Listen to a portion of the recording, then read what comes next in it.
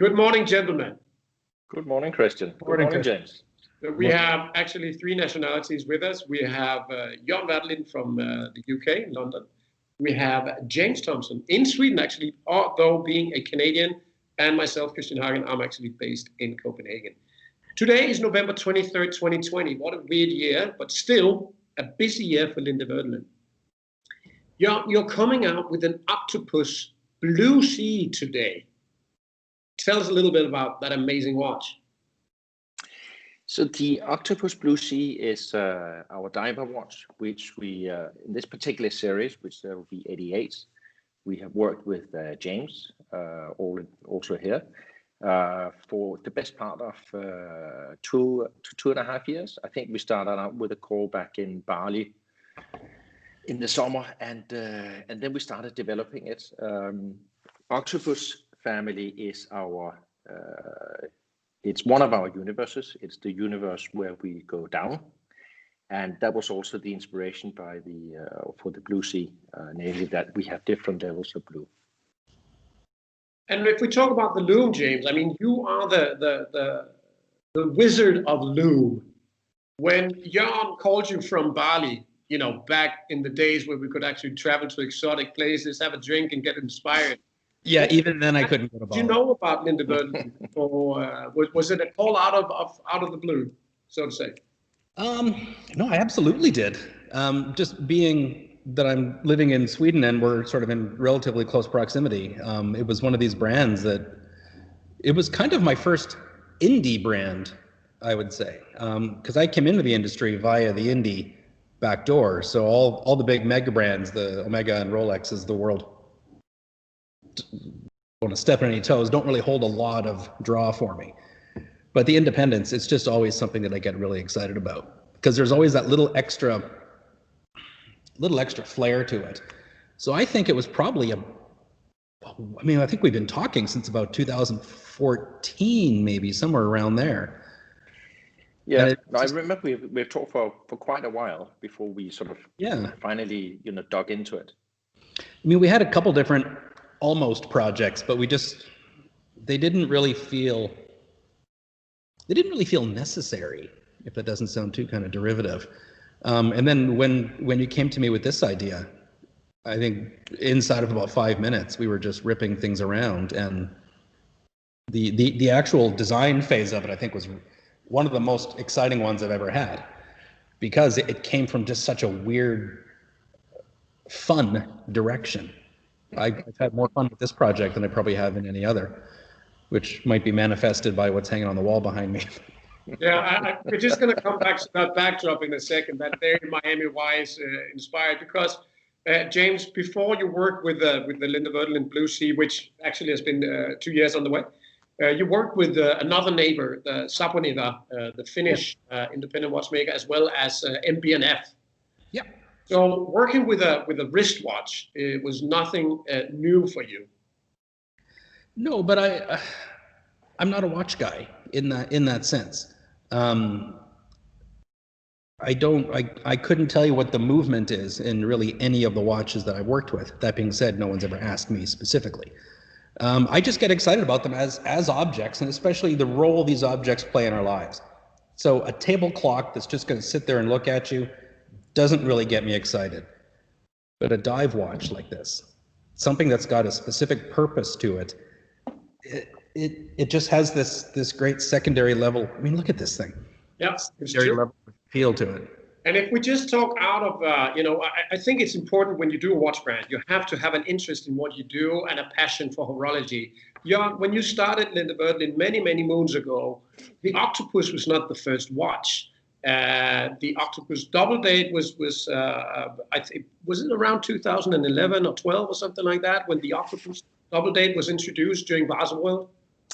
Oh, it's such a long time ago now, isn't it? It's I think it was 2011. It was quite a busy period between 2009, which was the year we introduced the Spider Light, and that was those sort of 2-3 years was quite a pivoting away from kind of the original biphometer watches, the Elemental, the 2-timer, the 3-timer, and the original Octopus. And between 2009 and 2012, we came up with the Spider Life, the Spider Speed, the Double Dates, the Moon, and completely changed the cases and kind of the inspiration behind the watches themselves, because we had the instruments for diving and for skiing. So when you look at our watches, you can very clearly see the inspiration from diving. And one thing in particular, which I was reminded by one of our designers some time ago, is the screws, right? Because that was used in the instrument, but it's also very much with a diving bell. It needed to be sort of tight, everything, so that water cannot ingress. Also, you actually did what you would call a secret watch for the Danish frogmen, the military divers. And I think that is still in production. It's not something that we, the mere civilists, see. But now that you have done the Blue Sea, and just before that, actually, you also did another ocean-inspired watch called, it's actually a 3-timer Nord, or Nord, inspired by the view from your summer house in the Nordics. James, when you went to work on the loom of the Blue Sea, your inspiration was from your other products, or did you and Jorn actually start discussing the color of the loom? Because the loom comes in different colors, is that correct? Yeah.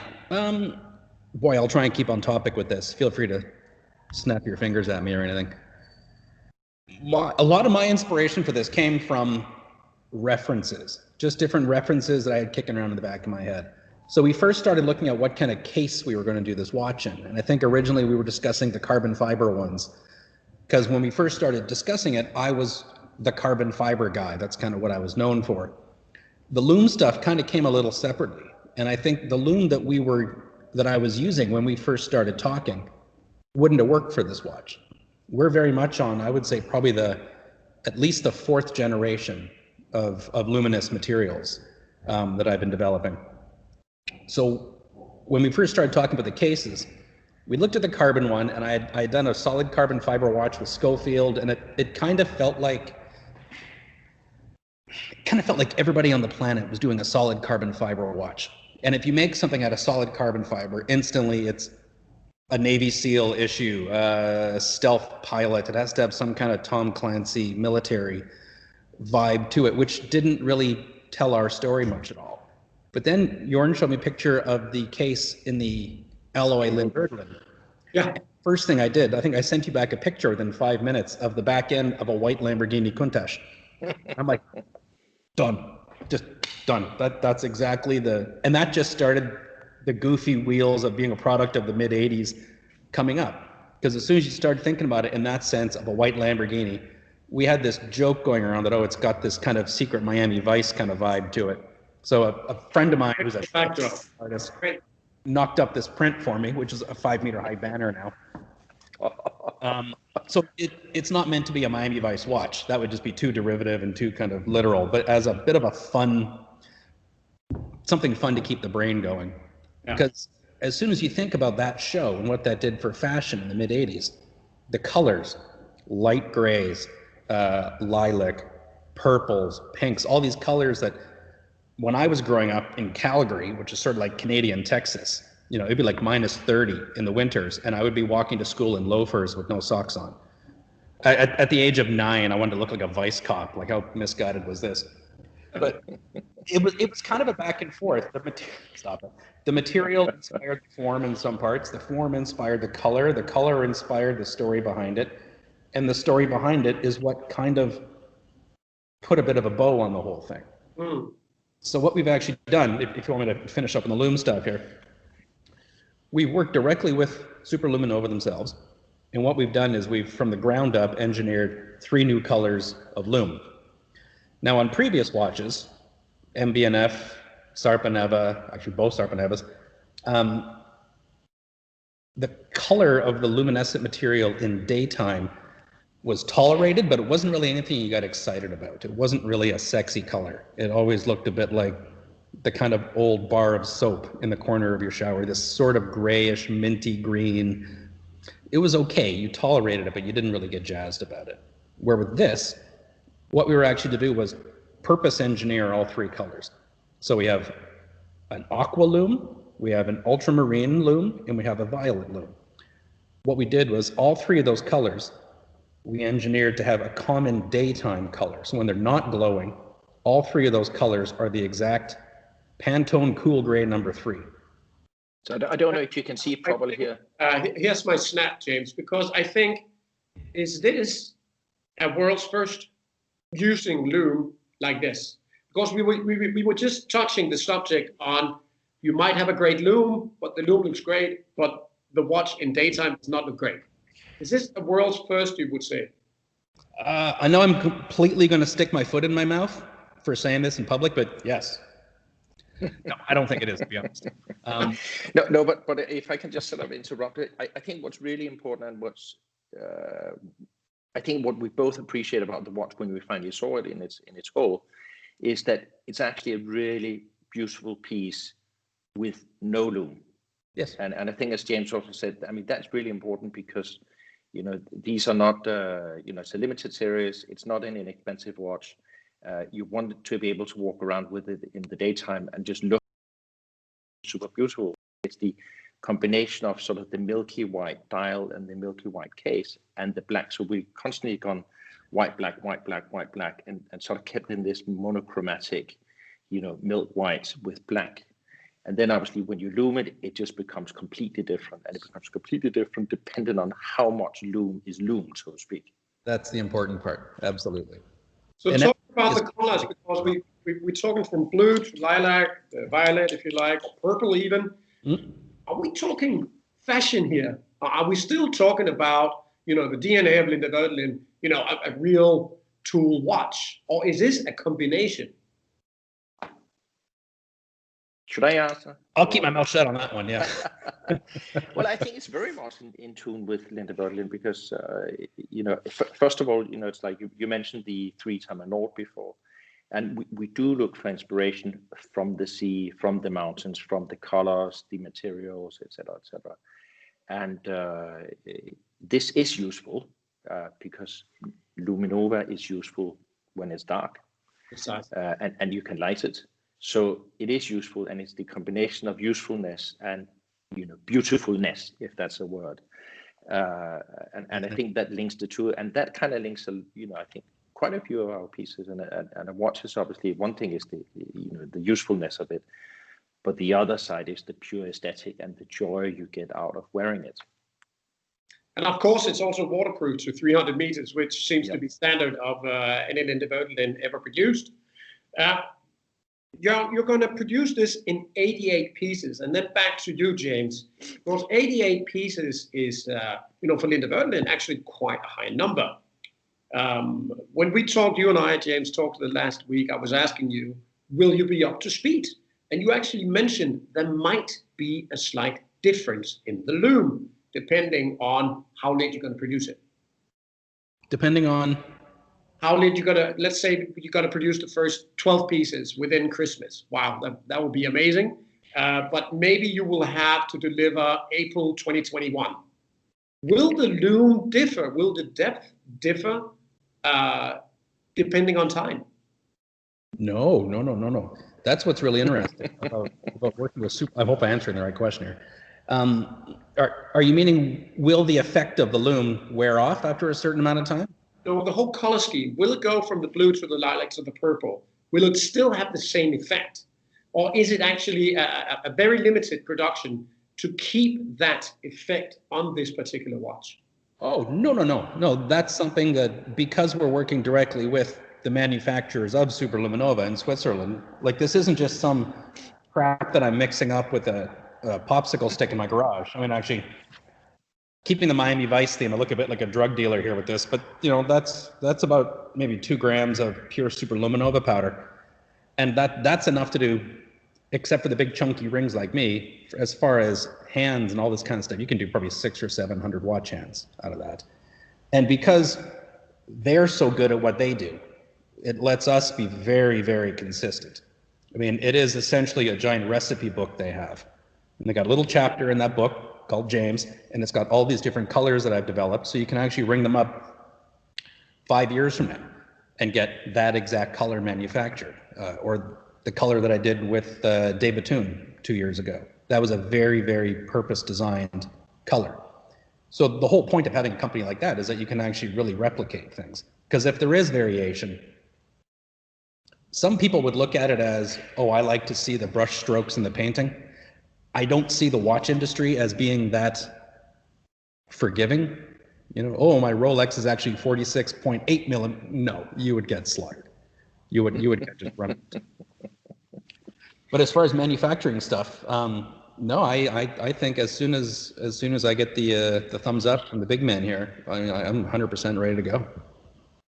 And then back to you, Jorn, actually, because we also spoke last week, and you told me that you know it has been quite a process, and we know from the initial idea to the finished product, of course, there will always be a length down the road.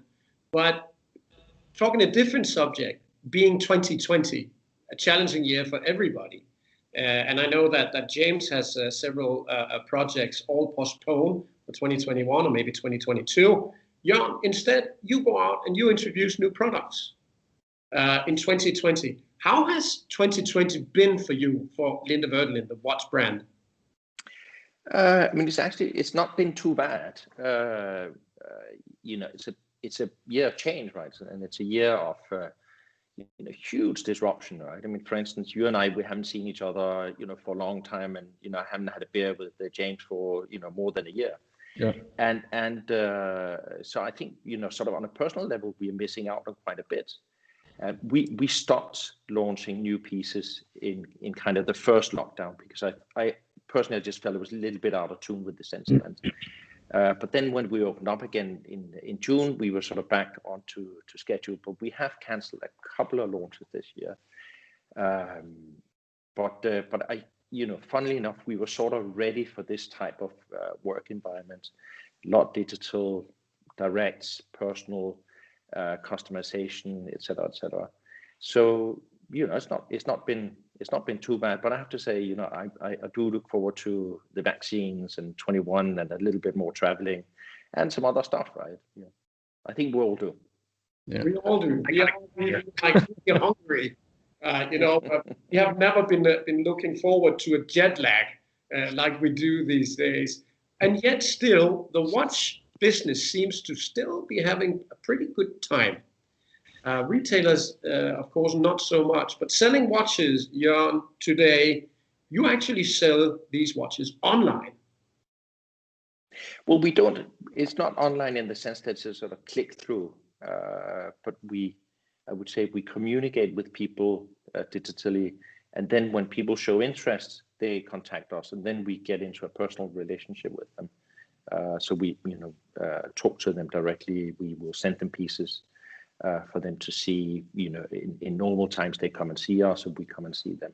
So I would say it's a digital direct. You know, it's both online but also very personal. And I think it's the sort of interaction or interjection between the two that works for us. I think the industry, you know, sees a lot of that coming now, and it's also a fashion, you know, when people they want to talk, you know, on Zoom to their customers, etc., etc. So it's just the age, isn't it? And it's the necessity. But I have to say, I mean, you know, I just miss, you know, having, you know, some dinners with people and get the interaction from, you know, interested collectors and you know, people in general, right? You know, I think the last dinner we had was in Lisbon and in Porto, sort of tail end of January last year, and like 35, 40 people interacting the whole night and, you know, eating and chatting and, you know, taking pictures of watches and so on. That personal element is something that I certainly miss. Okay, let's go from the Last Supper to actually the last words of this. Guys, congratulations on this amazing launch. Today is November 23rd. It's 2020. It's running towards the end of this horror year, yet it's the fourth piece coming out from Linde Werdelin this year. Jorn, is that correct? Fifth piece. Amazing. 2 spider lights, 3 Time Nord moonlights, and this one. That's going to be the last one this year. Wow, what a way to close 2020. Gentlemen, it has been a pleasure. James, thank you for behaving. Yeah, congratulations on everything. Also, I have to say, there's a slight echo coming from James, actually because he's in the shop where the Lume is being created. Can we just have a 360? Yes, sir. Let's see if we can do this without dropping my laptop. In fact, actually, that room right there is the Lume room. The Lume room. Imagine. Where all the Proper fun factory. happens. And that backdrop is 5 meters high, you say. Gentlemen, thank you so much. Have a Thank you great, so much, both of you. excellent day. And I'll speak to you And soon. good luck on every single sale. Thank you. Thanks, mate. Cheers, guys.